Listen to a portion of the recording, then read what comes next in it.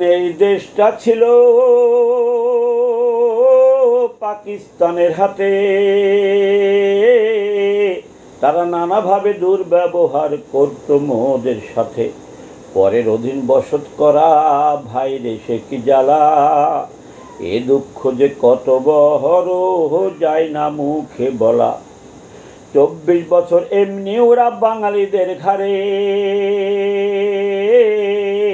চেপে বসে করেছিল ধ্বংস এদেশে একেবারে। এদেশ থেকে সম্পদ নিয়ে গড়ত ওদের দেশ। আমরা ছিলাম খুলুর বলদের মতো, অন্যায় অত্যাচার সইতে হতো বেশ। যে মানুষটি অন্যায়ের করেছিলেন প্রতিবাদ,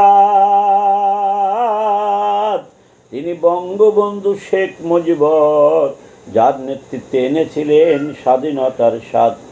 যাদের নিকট স্বাধীনতা ছিল চক্ষুশূল, তারাই 24 জুলাই চক্রান্তকারী, তাতে নাই কোনো ভুল। শেখ হাসিনার আহ্বানে দেশের জনগণ দিচ্ছে সারা। পাকিস্তানের সাথে বর্ডার নাই রে, কোথায় পালাবি তোরা। জুলাই চক্রান্তর সব তথ্য হয়ে গেছে ফাঁস। বাংলার ঘরে ঘরে রেডি হয়ে গেছে বাংলার প্রথম হাতিয়ার বাস।